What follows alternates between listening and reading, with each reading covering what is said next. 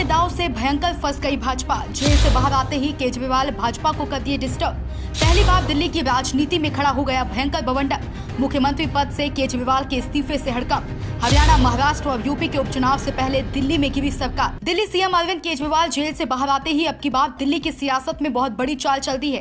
केजरीवाल के इस दांव से भाजपा के चाणक्य कहे जाने वाले अमित शाह और प्रधानमंत्री नरेंद्र मोदी के भी होश उड़ गए हैं, क्योंकि आप पार्टी अब दिल्ली में जो सर्जिकल स्ट्राइक करने जा रही है उससे भाजपा को हरियाणा, महाराष्ट्र और यूपी के उपचुनाव में बड़ा भयंकर झटका लग सकता है। शराब घोटाले के आरोपों में फंसी अरविंद केजरीवाल की टीम जेल में रहते रहते जो सियासी पढ़ाई की वो अब भाजपा, आरएसएस और प्रधानमंत्री मोदी के तिगड़म को भी उखाड़ फेंकने जा रही है। केजरीवाल के साथ जेल में बंद रहे मनीष सिसोदिया, संजय सिंह और केजरीवाल तीनों को सीबीआई शराब घोटाले के आरोपों में घेरा है।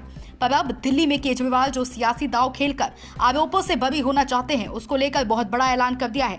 खुद को ईमानदार साबित होने को लेकर केजरीवाल ने मुख्यमंत्री पद से इस्तीफा दे देने तक का वादा दिल्ली की जनता से कर लिया है। अब केजरीवाल के इसी दांव से भाजपा के होश उड़ गए हैं। जेल से बाहर आते ही अरविंद केजरीवाल राजनीति में पहली बार जो गेम खेला है उससे बड़े बड़े राजनीतिक धुरंधरों और पार्टियों में भयंकर खलबली मची हुई है। माना जा रहा है कि अरविंद केजरीवाल का अगर ये दांव साकार साबित हुआ तो भाजपा और मोदी की लुटिया डुबा देने में केजरीवाल माहिर हो सकते हैं। शराब घोटाले मामले में अब एक एक कर बाहर केजरीवाल की टीम बाहर आ गई है। हरियाणा और महाराष्ट्र के विधानसभा चुनाव को लेकर संजय सिंह, मनीष सिसोदिया और अब केजरीवाल खुद मोदी और भाजपा के खिलाफ चुनाव प्रचार में जुट गए हैं। केजरीवाल का ये भाषण अब भाजपा में खलबली पैदा कर रहा है।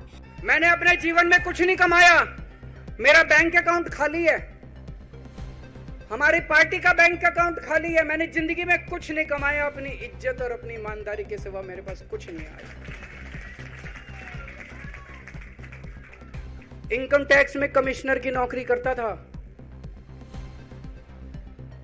2000 में नौकरी छोड़ के सन 2000 से 2010 तक 10 साल मैंने दिल्ली की झुग्गियों के अंदर बिताए हैं। कुछ महीने दिल्ली की झुग्गियों में जाके रहा मैं।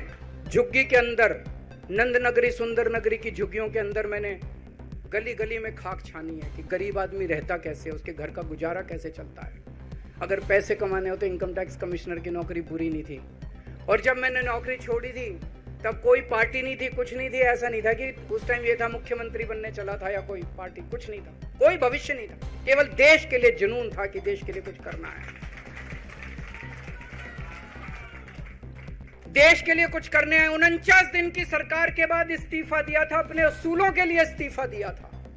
किसी ने इस्तीफा मांगा नहीं था, अपने आप इस्तीफा दिया था। आज के तारीख में, आज के जमाने में कोई अपनी चपरासी की नौकरी नहीं छोड़ता। मैंने मुख्यमंत्री की कुर्सी छोड़ी थी, अपने आप छोड़ी थी।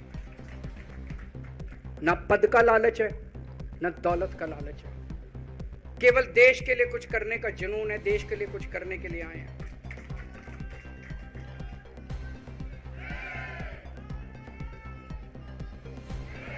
इन्होंने मेरे ऊपर आरोप लगाए, मनीष जी के ऊपर आरोप लगाए हैं। इस देश का जो सबसे कठोर कानून है, ईडी का कानून, पीएमएलए, जिसमें बेल भी नहीं मिलती, बेल मिलनी भी मुश्किल है, उसके अंदर हमारे ऊपर तरह तरह के इन लोगों ने आरोप लगाए हैं।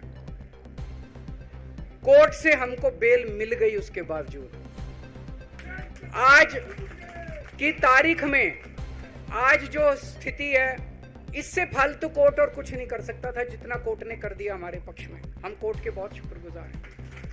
Bureau report, Sumit Sharma. Subscribe करें साम टीवी, क्योंकि हम आ गए हैं अब आपके बीच।